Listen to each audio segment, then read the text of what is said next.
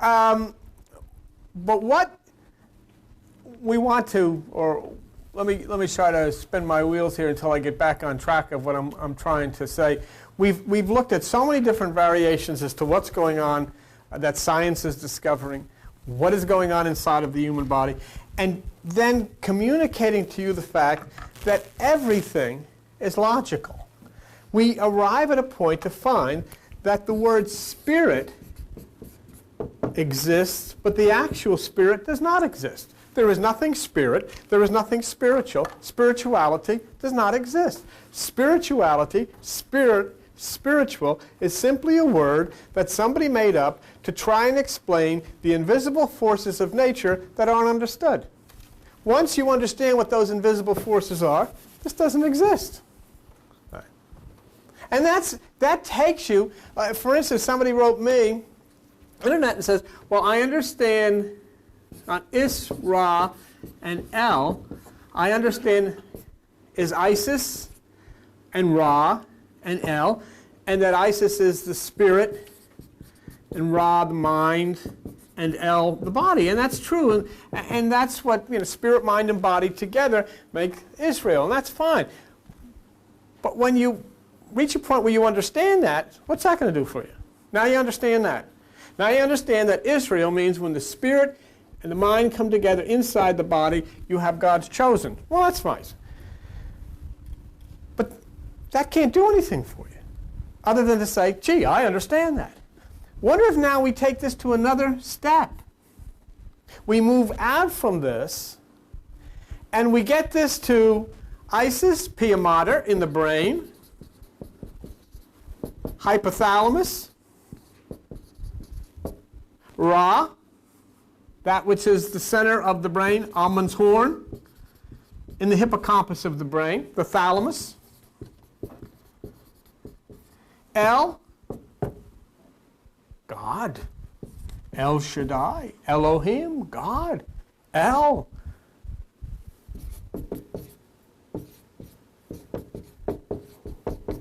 Electricity. He's saying God is electricity. No, I am saying that if you're going to make any contact with God, and if God is going to make any contact with you, it's going to be done in the ether through electricity. It can't happen in any other way. Does that have any relevance? Well, we'll see. Is it logical? Yes, it's logical. Therefore, a lot of people can't accept it. And that's exactly what. They'd rather read a book of some guy telling them if they think this way and if they say these things, osmosis is going to happen. Osmosis doesn't happen. Everything has a logical explanation to it. How does all of this work? I mean, if you understand, I can look at an airplane and say, gee, that's great. That airplane can fly. But if I was able to understand how it works, I could fly it. I can look at a computer and say, God, these computers, isn't this wonderful nowadays, what this world is coming to? But what good is that to you if you don't know how to work it? What good is it going to do? You look at a computer, so they use it to put a pot on top of it or something, because, it isn't going to do anything unless you understand how to use it. So could it be that this El, Isis, Pia Mater of the brain, Ra, Amun Ra, the hippocampus of the brain, where all memory is, we know that that's in the brain. Hell, could that be electricity? Fundamental particles. You go and you have meditation, or you go to places and they talk about spirituality. Go in next time into them and talk to them about photons and bosons. What the heck is that? They never heard of this. Those are the things that are actually the essence of what you call spirituality. How do you respond to God? How can you respond to God? You think you can stand here saying, oh, God, do this, oh, God, do that? God doesn't talk that way. Can you, if you have a friend in California, can you sit in your house and talk to that person in California without picking up a phone? Of course not. You can say, oh, Aunt Maggie, I wanted just to tell you that I wanted to come out and see you sometime.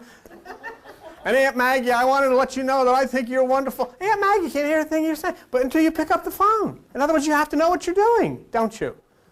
Did you know that through something called cyclic AMP you can actually communicate with God. You can respond.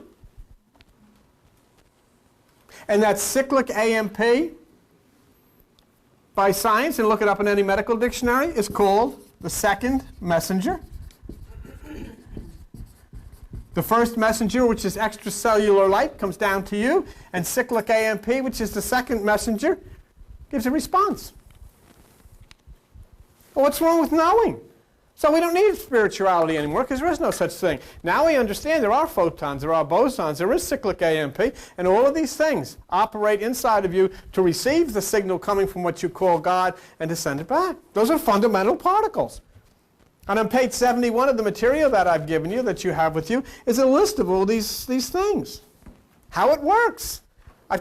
Is this too far out? What have I told you? I've told you how this all works. What's so far out?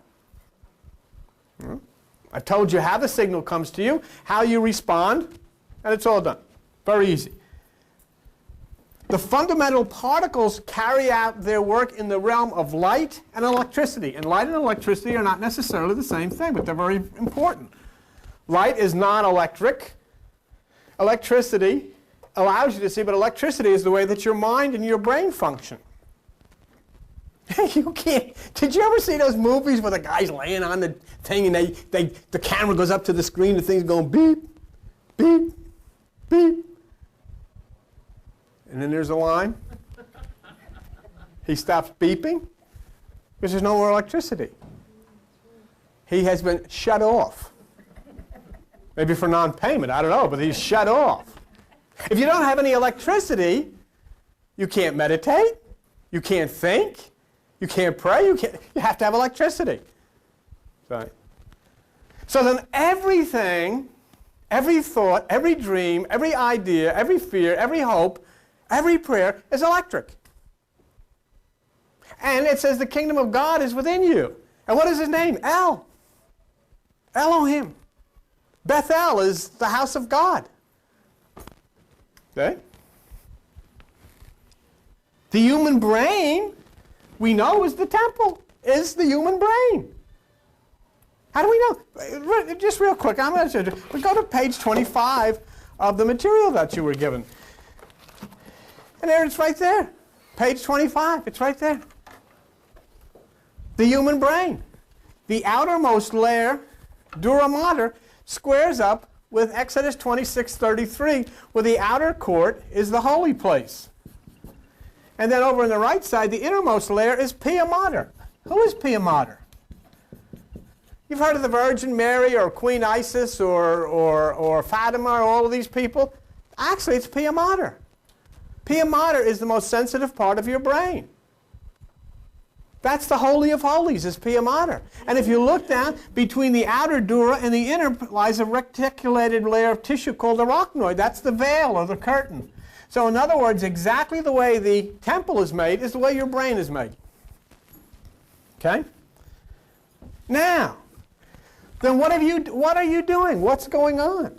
What are we all doing together? What is the job that you're doing when you go into meditation and so forth and so on?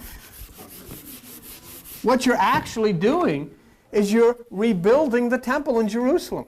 You're building the second temple. See, the prime traditional concept of the Jews, the children of Israel, the people of Israel, is to build the second temple. That's what the whole tradition, that's why there's all this war and fighting goes on in Jerusalem all the time, because the Muslims have the Dome of the Rock, and the Jews say the second temple has got to be there. That's the whole thing. The fulfillment of God is when the second temple is constructed. The problem with what their concept is, the second temple must be a temple that's built with not hands, and that's what the word says. So you build another building, will you have a temple? There's no building that can be a temple unless somebody walks into it.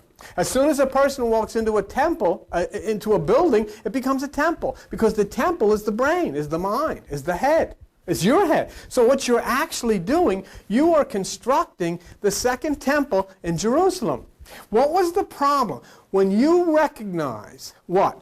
You recognize what is called in the Bible the abomination, which means the horror, of desolation. In other words, you realize the horror of this being desolate. And your mind, that holy part of your brain, has been desolate because no one goes there anymore. We stop. Look, if you look on page 801 of the Bible, in Matthew chapter 24, Matthew chapter 24 and verse 15, and it says, when therefore you see the abomination of desolation, spoken of by Daniel the prophet, standing in the holy place is your brain. And it's desolate. Why? Because people don't go there. Why? Because the religions of the world say, don't go there, you'll open your mind to devils. So nobody goes there. Where do they go? They go to church. You talk about abomination of desolation. But there it is. So the holy place is desolate. And so then your job is to rebuild. How are you going to rebuild it if you don't know how it works? What are you going to do? And you don't. Nobody does.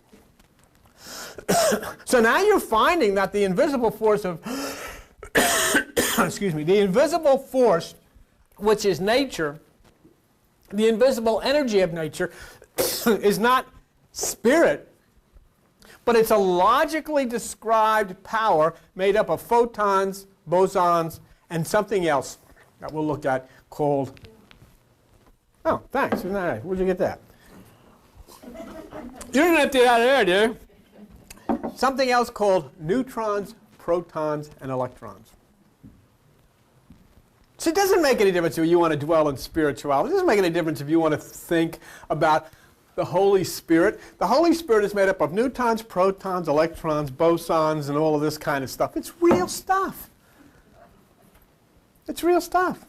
See, when you get up to heaven, wherever that is, which doesn't exist also. What a crude thing to do. But if such a place existed, and you knocked on the door and some guy named St. Peter brought you into the waiting room, and then when it was time for you to see the great God, the guy out in the lobby would say, Photon will see you now. Who? I thought his name was Jesus. Well, you thought. You thought his name was Jesus because you didn't know. What is photon? Photon is light. What is God? God is light. What is photon? Photon creates. What does God do? God creates. Photon has no mass. God is invisible. Photon is supreme intelligence. Light changes direction and all of these things. Photon, light. And what happens? When photon, light, touches the green earth, it is photosynthesis which gives energy to cells and all life bursts forth. Doesn't happen unless photon touches the earth. The earth cannot produce life unless light comes and touches it. Light cannot come and produce life unless there is the green earth. And inside of your body is something called hema group, which is hemoglobin, which is the same as the chlorophyll in the plant. And when the light touches it, the cells have energy. And the energy is called ATP. That's why we have green lights out in the back of our house. Because that is the interaction between the light from above and the green earth creates ATP. And now, when the light comes, which is what you call God, and touches and creates and starts to energize the ATP, it kicks into motion a chemical inside of you called AMP, cyclic AMP.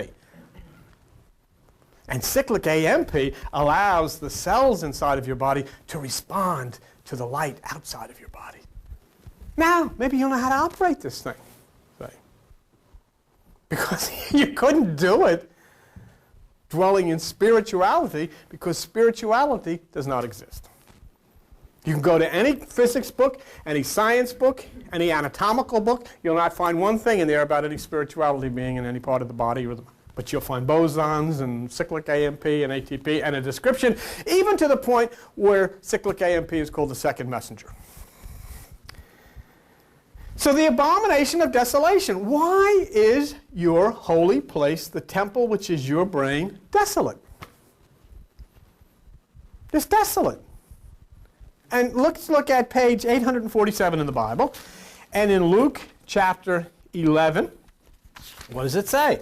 In Luke chapter 11 and verse 52, Woe unto you lawyers. Who are lawyers? Lawyers are the people you go to church and listen to. They're the Bible scholars that tell you this is what you have to do. And there's just as many people in the New Age that are just as misleading.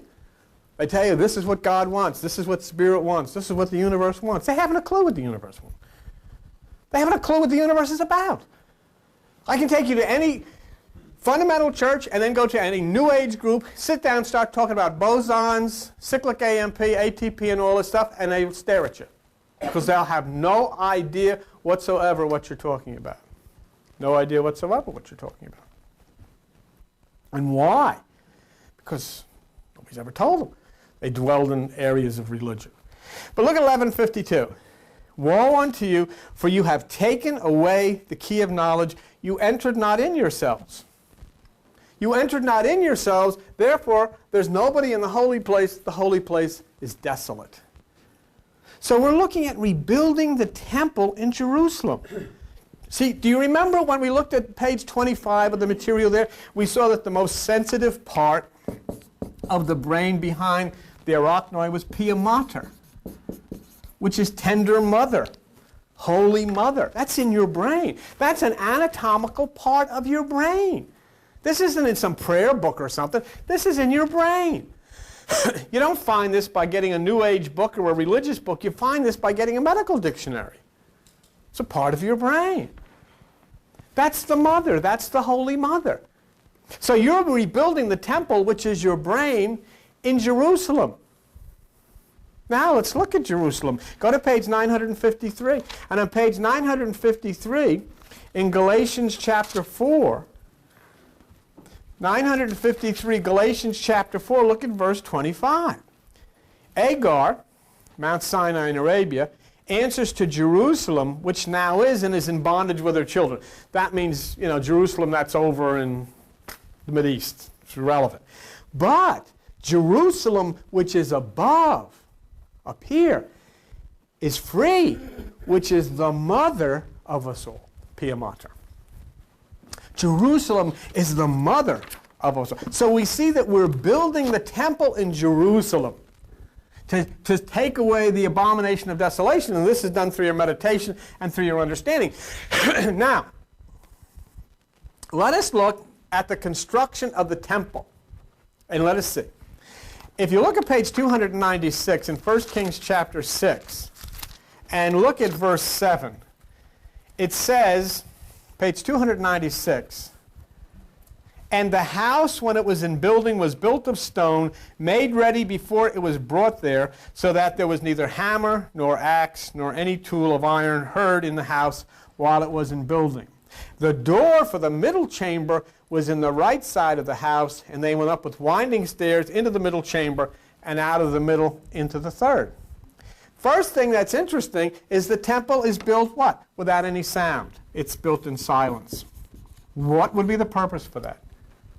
Could you build a building in silence? Of course not. The book is trying to tell you that this is the temple which is the mind. This is a temple which is the brain. And it must be built in the silence of meditation. It's built in silence. Okay? The door to the middle chamber. Now where's the middle chamber? Take a look at page 10 of the material that I gave you. If you look at page 10 of the material, you'll see that it says the third ventricle is the cavity of the interbrain. The interbrain is the middle chamber. Okay? The door for the middle chamber is the door to the interbrain, which is the third ventricle. See? It's in the right side or the right hemisphere of the brain and goes up with winding stairs. All right? It's in the right side or the right hemisphere of the brain and goes up with winding stairs. All right. Now we've showed you. I'm going to need Al that we just. You don't have to cut the lights all the way up, but like you've been doing. I'm going to show you some stuff which is pretty interesting. But I've showed you this before, but nonetheless, let's take a look at it. It's good for people that get the tapes on television. But let's read it again. The door for the middle chamber is in the right side of the house, okay? And they go up with winding stairs into the middle chamber and out of the middle into the third. Into the third what? Into the third ventricle. All right? So let's take a look at the winding stairs. And these are the winding stairs. Right there. Okay? That's the winding stairs. And the winding stairs is the genetic information that is DNA. The double helix. Does it look like winding stairs to you? Looks like winding stairs. That is winding stairs. And that's why that the Hindus call the activity that goes up the spine in meditation Kundalini. Because Kundalini means winding serpent. It's the coiled serpent.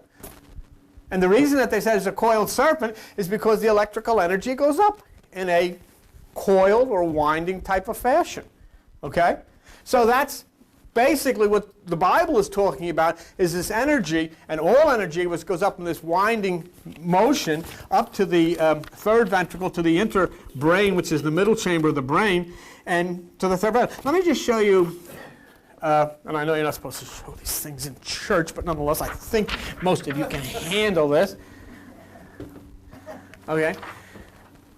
The human nervous and endocrine systems work to coordinate the different parts of the body. A network of fibers called nerves made up of cells called neurons. Neurons fire, it's electricity, okay, which connect all parts of the body with the brain and spinal cord. Messages in the form of nerve impulses carried rapidly around the body using this system, okay? And so the energy goes right up the spine and then impacts all parts of the body with the brain and the spinal cord. And that's why when you're in meditation, the energy moves from there right up that pathway to the brain. And that's basically what this Kundalini business is called and what it is. And the winding motion that goes up is referred to as winding stairs. All right? Now, you want to turn the lights on for a minute? Now, all of this activity that goes on that we're talking about is electricity. It comes in the form of electricity. Now, did you hand out the material for today? All of the activity that goes on within the body involving the brain is electricity. Let me show you a couple of things that I had made out, and you'll see on page 73 of this material. All right? And the first thing that I want you to look at when you get the material is the word electric. Now we know of Jesus as the sun god, Amun-Ra as the sun god, Amun's horn and all of this business, the energy from the solar plexus. So we look at the sun, and we understand something too. We understand that this New Testament is written in Greek. But if you look at that word electric, all right, and it says electric is produced from amber by friction, electron, akin to the Greek elector, E-L-E-K-T-O-R, which is the beaming sun. So there then we have a connection to a Greek word which references the sun. All right. The second thing that I wanted to show you on that page, now that we just can't pass that off, because that is very, very important. That electron is akin in Greek to electra, which means the beaming sun, which actually would be the solar plexus, which is God, the light of the world, which is Jesus, the sun god, Amun, and all of this kind of stuff.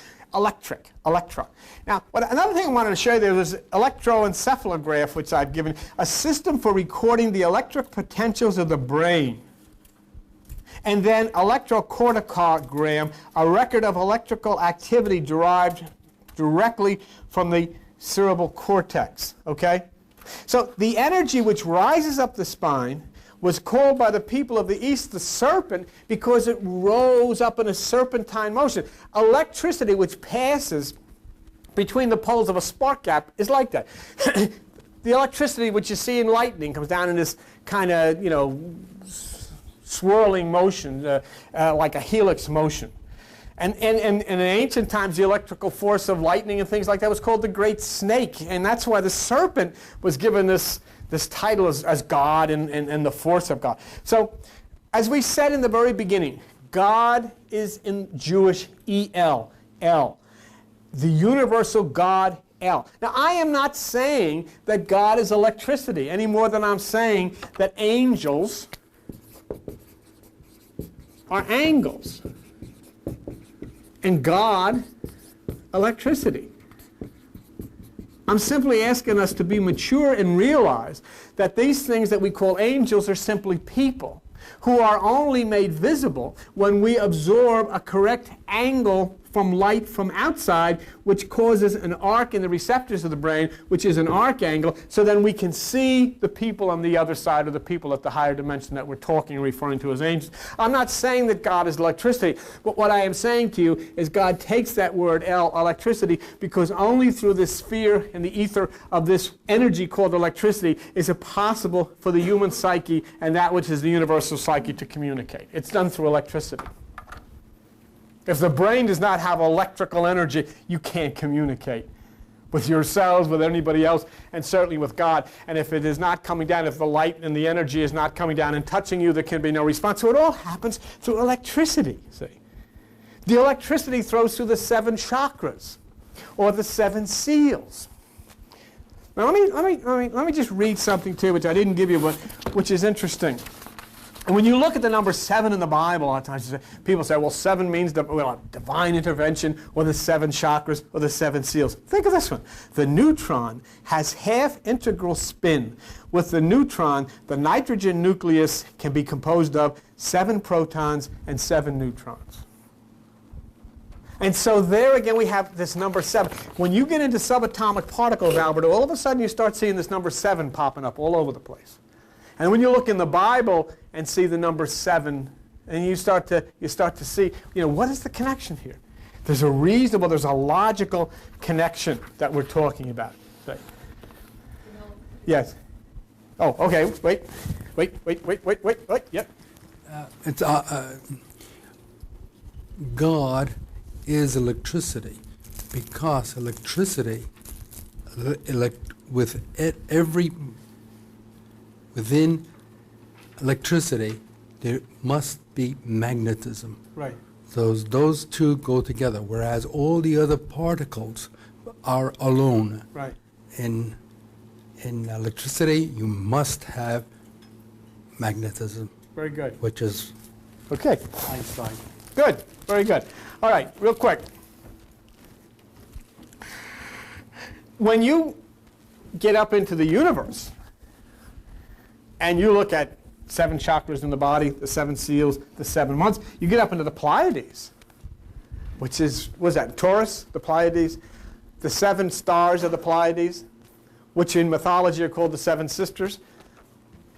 One of the 7 sisters of the Pleiades has this name, Electra. That's her name. Okay. One of the 7 sisters, which is appropriating the 7 chakras, the 7 seals, named Electra. See? Electric is from the Greek electrum, which is akin to the Greek electra, which is the beaming sun, and in the center of your brain, at the point of RAM, at the point of the hippocampus, at the point of memory, is that RAM symbol, Ammon, A-M-M-O-N, who is the sun god. So meditation then takes on a whole different approach here. Meditation can no longer be approached as sitting quietly and reflecting. That's not meditation. Sitting quietly and doing nothing. That's not meditation. Sitting quietly and listening to guitar. That's not meditation. Sitting quiet. What is meditation? Meditation is not sitting quietly. Meditation is an internal exercise of the electrical mechanism, opening the pathways which have been closed down from inactivity so that the current can flow, activating the AMP so that you can communicate with God.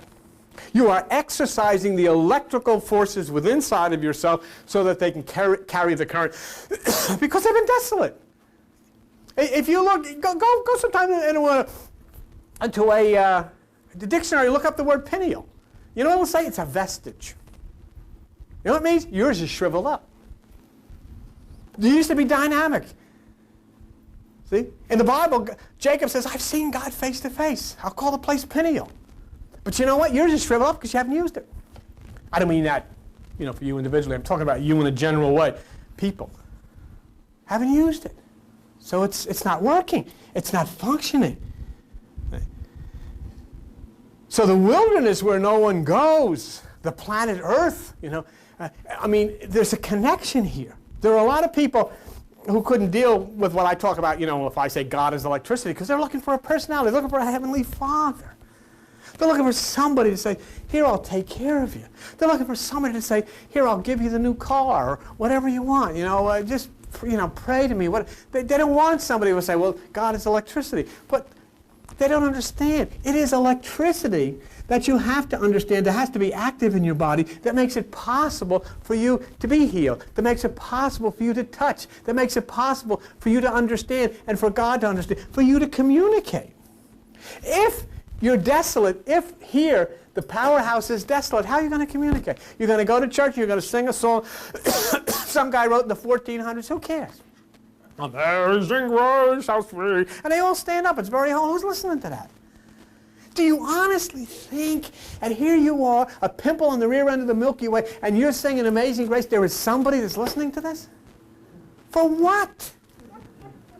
What purpose? On the other hand, if you sit down and forget Amazing Grace and get out of all of that stuff and start generating this dynamic within you and opening the passageways that the current can begin to flow and hit the circuit, which is the computer of the brain, and set up all of these chemicals that are functioning inside of you, and suddenly you start to make contact because you understand what you're doing. See? So we have the photon, which produces the signal outside, which causes a reaction to respond to that extracellular signal. One thing I wanted you to look at real quick is look at page 71. On the material that I gave you. And on page 71, where you look at fundamental particles, no, look at page 72. On page 72, it talks about chlorophyll. Do you see that? Chlorophyll.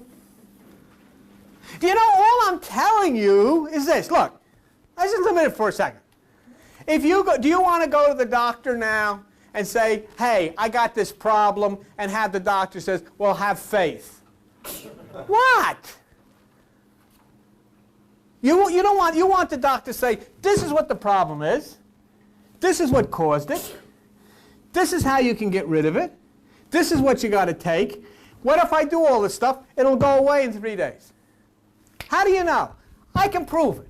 Because he's got the facts. He knows what the heck he's talking about. But this is what you want to do. If you got something wrong with your foot, if you got something wrong with your heart, you want all of these facts, you want all this stuff to be taken care of. But with your whole life, the most important thing, you don't want any facts. You don't want to know anything. You don't want to know anything. You want to have faith. Who do you go to? Do you go to scientists that can tell you how this works? No. You go to these people with robes on, and they're throwing smoke around, and they got stained glass, and all of this stuff, and you say, this is it. Your whole life, the most important thing that you got, your eternal existence, you're building around somebody that hasn't a clue, and it said, let's sing a song. What does singing a song have to do with this?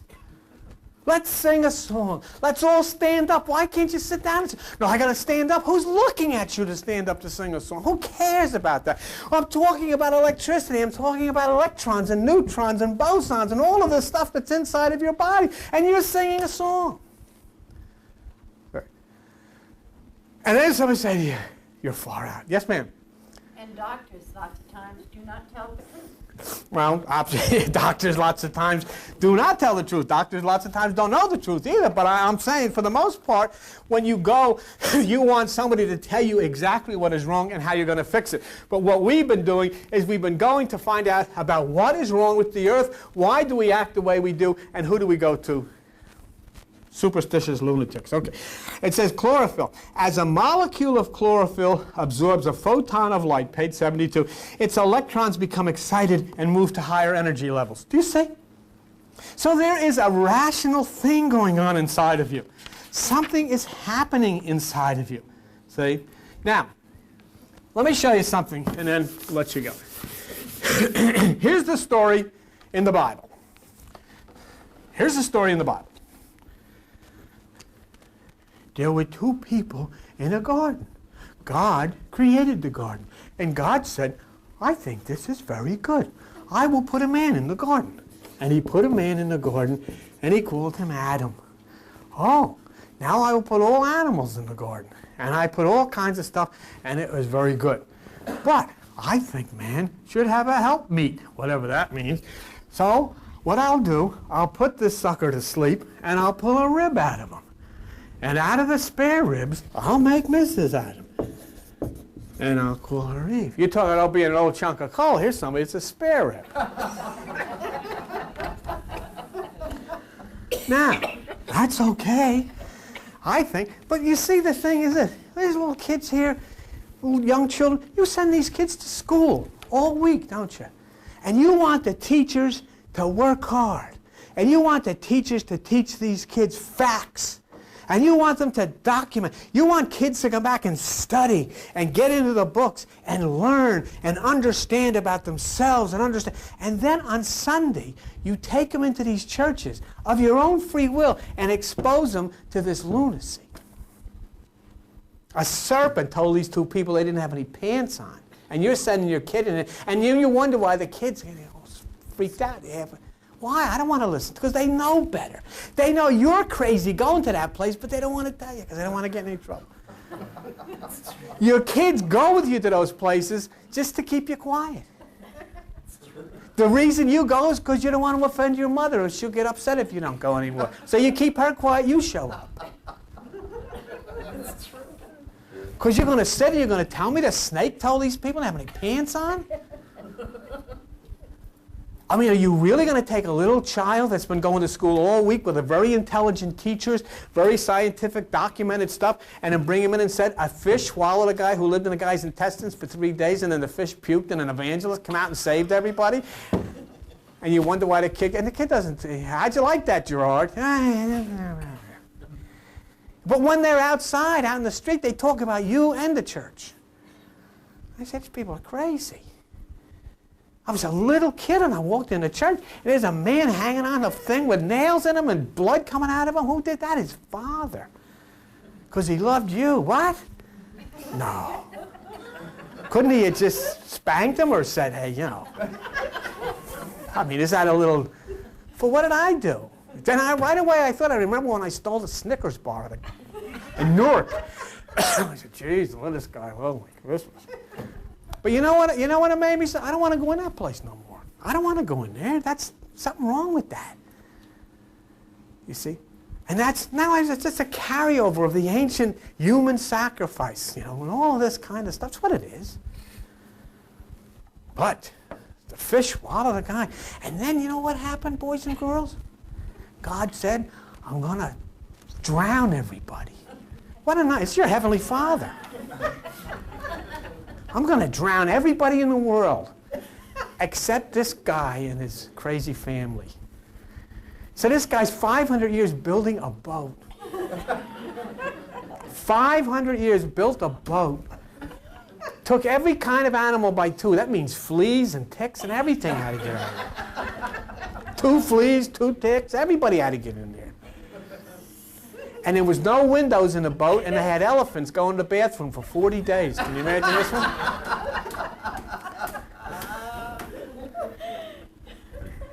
No one. But you're laughing, huh? This. Yeah, but they looked up. But this is the foundation of your culture, and you wonder why everybody's on drugs. They're crazy. What would you do? But you're teaching your kids this stuff. Pay attention in Sunday school, Gerard. You don't want to miss this. Are you kidding? Then the guy, remember the guy Lot? Oh, that was a good story. I love that story. The men of the town wanted to come out and have relationships with Lot's angels. He says, you're not getting my angels. No, sir. Here, have my daughters. He's a great guy. He wouldn't, boy, I'm telling you, wouldn't let you touch his angels. So his daughters went out and they had a time. And he was the goodest guy in the world, and that's why God saved him, and he blew up the whole town. Everybody, old ladies, kids, puppies, everything got blown up except this guy, because he wouldn't let anybody mess with his angels. And he went up on the mountain, took his daughters with him. Great guy, God-loving guy, God-fearing guy. When he got to the top of the mountain, you know what he did? Had sex with his daughters. Dead. I mean, don't you think he deserved to be blown? I think so. But this is your culture. And there are kids in churches all over the place sitting in rooms listening to this barbaric stuff. Well. Yeah, explain what that would really happen. Yeah, right. Explain what daughter means, and you got to do that. When he went up into the mountain means when he ascended up into the realms of higher consciousness. Intercoursing with the daughters means intercoursing with the desires of the spirit, not the desires of the mind. But you see, whoever wrote that thought that we were wise enough to understand that we're supposed to take these things as myths, what they are. We took them literally. Right? So let's go for a minute, and I know you want to get out of here, but I want to just show you something. Let me show you something. This is Adam. Okay? God impacts Adam, removes a rib, and all of a sudden, all kinds of stuff happens. There's Eve, and then Adam and Eve come together, and then there's Cain and Abel, and they start having everybody. Before you know it, look, here you are. I mean, everybody starts like, I want to show you something. Okay?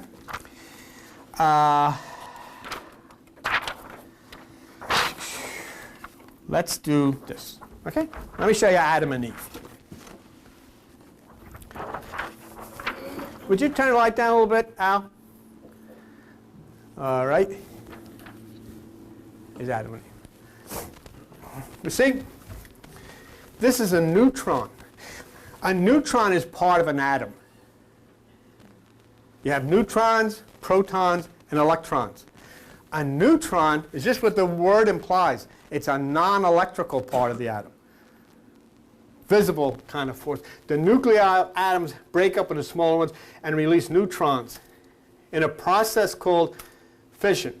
Elements such as uranium-235, in some conditions they undergo fission. Now, what happens is, when the neutron impacts the atom, it hits uranium-235. Now, do you see anything in that word? Uranium? You're right. That's exactly right. You might be a little afraid to yell it out.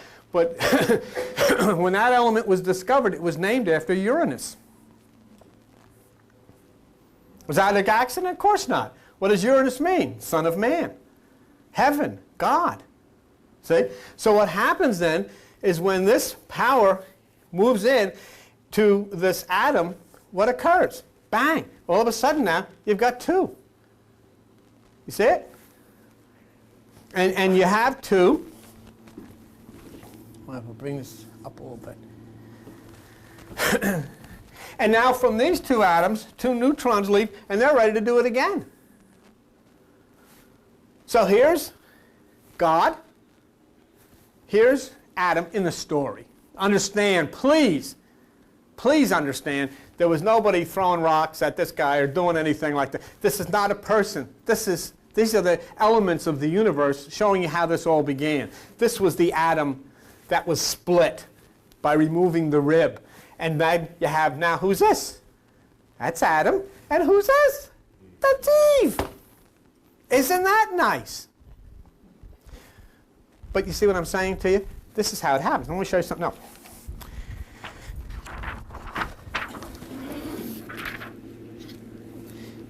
What happens is when you split the atom, you create a chain reaction. Okay? So here's a little bigger thing. Now we have God impacting Adam, and we have Adam and Eve. Now neutrons leave these created atoms and go out and impact now Adam and Eve, Cain and Abel. And what happens with Cain and Abel, now you got these two, Bang, bang, bang, bang. Now you got 4. And these 4 will go out and impact, and then you'll have 8. And then the 8 will impact, and you'll have 60. And it goes all over the place. A fission reaction within a piece of uranium-235 releases neutrons. Some of the neutrons will collide with other nuclei in the isotope, generating more fission reactions. If enough reactions occur within the substance will undergo fission continually. This means it continues to multiply. It continues to multiply. Okay? And so basically, that's what happened when you removed a rib from Adam, and then everything started to continue the chain reaction. And it has nothing to do with the person named Adam, has nothing to do with the person named Eve, has nothing to do with Cain and Abel. None of these people ever existed. This is talking about the energy of the universe and how all of this began. And then you take this uranium, you want to turn the light up a little bit? When you take the uranium, which is named after Uranus, okay? Now, when you look at this, and uranium-235, understand, Jesus Christ, and the Bible says the kingdom of heaven is at hand. All right? Will you look at page 73 that I gave you today? Did you get page 73 today? Okay. If you look at page 73,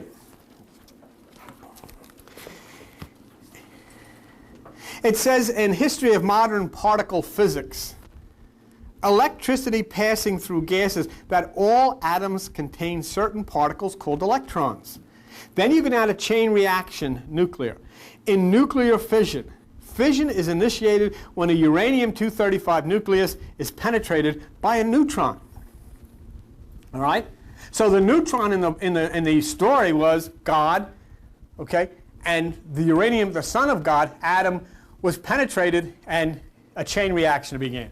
Okay? Now, go down at the bottom here, and the reason that I put in Uranus because of the word uranium. Uranium, when it was discovered, was named after Uranus, the earliest supreme god, personification of the sky, the sun and consort of Gaia, and all that kind of business. The 7th planet from the sun. See that? Now, go to the very bottom, late Latin, Uranus, from Greek, Uranus, heaven. So when Jesus says the kingdom of heaven is at hand, he's saying the kingdom of Uranus is at hand. Well, if this neutron can impact uranium-235 on the Earth and cause life, what's going to happen now? Why is Uranus positioning itself as the controlling factor in our age? What's going to happen? What's going to happen when this neutron, could it be a neutron star? Could. What's going to happen when this neutron in the sky impacts with Uranus? Now. Is that why it's there? Certainly. And what is going to happen then? An entire new civilization, an entire new life force. That's why you have the green light out. All of these things are going to occur. And that's what all of the scientists and so forth have been. When Albert, can you turn the light down just a minute? When Albert was talking, just let me change the subject for a second, then I'm going to let you out of here in about 3 minutes. When Albert was talking, he was talking about electromagnetism. You see this here? It's interesting. The study of the relationship between electricity and magnetism is called electromagnetism. Electricity and magnetism appear as separate phenomena, but they are in fact two aspects of the same fundamental force. Electric current passing through a wire creates a magnetic field.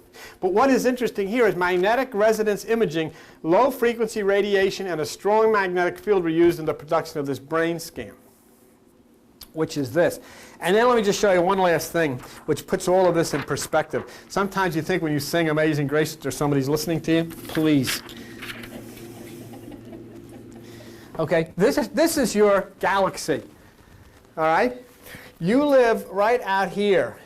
This is your house. I mean, you're not even in the middle of it. You're not even in it. Look at all the big ones. This is you out here. So you can't even see it. And you're standing there singing Amazing Grace waiting for somebody to come. This guy's busy with all this important stuff. You're a pimple here, and you're Amazing Grace. Everybody's standing up. Heavenly God, He's coming soon. He said, where? To what? Sorry.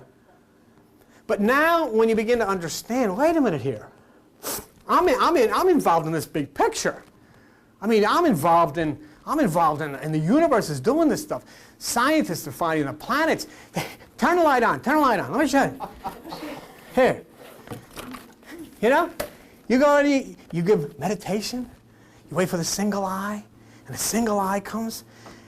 The pineal gland of the brain. That's what you're all meditating.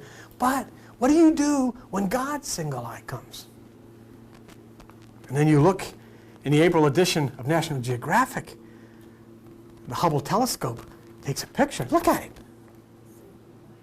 That was just seen. That's God's single eye. And if you look at the center of this green eye, it's a regular eyeball. There's a pupil there. Show the TV again. And so all of this is going on while you're standing in some place singing Amazing Grace. Written by some slave trader. Who cares about him? I don't want to hear about him and his songs. So here we go. So then we find out now, and as we go, and we'll continue, and I'll reveal to you on all of these things and how this works and how you do this and all of this stuff. But that's what your meditation, that's why your meditation is so important. Your meditation is so important for your healing. Your meditation is so important for the universe, because not only are you meditating, and in the acts of meditation and Kundalini, the universe right now is going through the same thing, and it's being discovered by scientists. And while people are going to church, the ones that are preaching the message are the scientists and the astronomers, and nobody's listening to them. Okay? So, I mean, we shared that, and we looked at that, and we got some further clarification of how this all worked. And you actually saw a picture today on the screen right here in a really big show. You saw the picture of what? You saw the picture of Adam and Eve. And there it is. Adam and Eve with heaven impacting. There's Adam and Eve, right before your eyes. See? And you know what? You can't even be skeptical about it. It eliminates skepticism, because it happens. Fact. That's the way it works. But you know what? Every church, every single church, no matter where, up and down the street, you ask them, and they'll teach your little kids about Adam and Eve. Don't you think you should be teaching your little kids about nuclear fission and tell them really the truth of how it happens? Don't you think that would be more reasonable to teach your children the truth? You want to start them off nuts like we are? That's exactly why you teach them that stuff. If I'm going to be nuts, you're going to be nuts.